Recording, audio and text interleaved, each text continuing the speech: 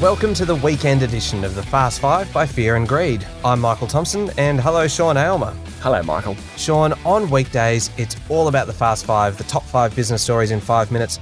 We still keep it to 5 minutes on the weekend, but we're going to pick out the biggest story of the week, our favourite story, the sleeper story, which is the one that's probably not getting the attention that it really deserves, and the most remarkable story. So let's get straight into it. We've got a lot to cram into the next 4.5 minutes or so. What was the biggest story of the week?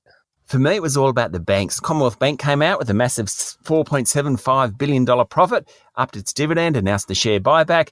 The other three over the past week, National Australia Bank, Westpac and ANZ, have all come out with fairly solid earnings results. A few things came out of all that put together. The home lending market is ultra competitive. If you're a home loaner, go and find yourself a better deal. It might actually be the bank you're currently with. At least ask. If you're an SME, a small business, you can get a better deal as well. National Australia Bank and Commonwealth Bank in particular are fighting for those customers, and interest rates are likely to rise later this year. That means your repayments on home loans, business loans, credit cards will all go up. Pretty big story this week. Yeah, certainly is. The biggest story for me, though, is actually about half a dozen individual stories all rolled into one. So I'm cheating just a little bit. It was the week in politics. Parliament was sitting really for the first time this year. The election isn't due until May, but we haven't got that many sitting days between now and then. So a lot was crammed into 1 week.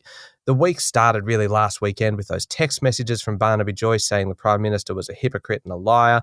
He apologised. There's been a lot of speculation about old text messages and name calling really kind of set the tone for the week. In Parliament, there was a formal apology to political staffers and others who were bullied or harassed or assaulted in Parliament House. There was talk about the crisis in aged care following the deaths of nearly 600 older Australians in care so far this year. All got a little bit overwhelmed by debate over the government's religious freedom laws, particularly over protections for gay and transgender kids. 5 government MPs ended up crossing the floor to vote with Labor on that. It did pass the lower house, didn't make it to the Senate, so they're pretty much on ice. The Prime Minister had a loss with that one. The Treasurer, Josh Frydenberg, had a loss with a separate piece of legislation. And then the whole circus wrapped up with allegations by Peter Dutton that China is supporting Anthony Albanese to win the next election. Massive call to make without evidence. Tells us we're in for a long, dirty election campaign. Massive week, Sean. Sure was. Michael, what's your most remarkable story for the week?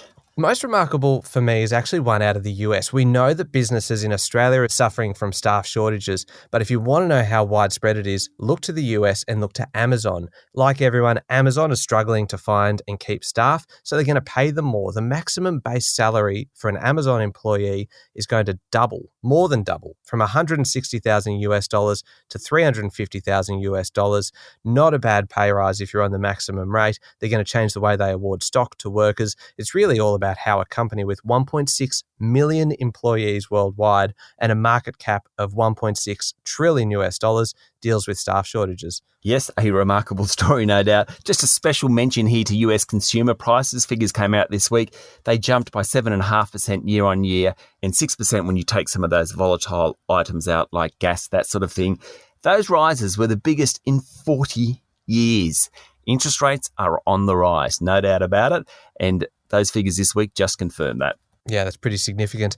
The sleeper story this week, Sean, the one that probably isn't getting the attention that it deserves, for me it was all about the High Court decision about contractors and the gig economy. People do tend to tune out when you start talking about High Court rulings. That's why I think it's not getting the attention that it deserves. But it's important because the ruling confirms that what matters most in deciding whether you're an employee or not is what it says in your employment contract, not what actually happens in your workplace. So it doesn't matter if you've been working the same consistent hours as a contractor for years. If your contract says you're a contractor, then that's what you are. You're not entitled to employee benefits like sick leave and super. Important because the gig economy is built on this. Sleeper story because it's a bit technical, but it could have a massive impact on the relationship between businesses and workers long, long into the future.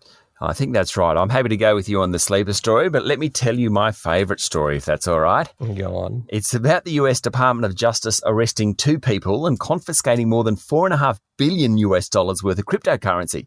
Now, it was stolen back in 2016, and back then it was only worth $71 million. These guys, a 34 and a 31-year-old, have had a bit of a problem because as Bitcoin's appreciated, they've suddenly started to launder $4.5 billion, a little too much money. The story gets even better. According to the Financial Times, the female hacker, Heather Morgan, is also known as Razzle Khan, and I quote, a rapper who is also a software CEO, a writer, an economist, and a few contradictory other things. What a cracking story. Sean, there is no beating Razzle Khan and the attempts to launder a phenomenal amount of crypto. I think that is my favourite story of the week too. They were just too successful. Yeah, a quality problem. There we go. 5 minutes and pretty much everything you need to know in the world of business this week. Thank you very much, Sean. Thank you, Michael. We'll be back on Monday morning with the top 5 business stories in 5 minutes. I'm Michael Thompson, and we look forward to your company then.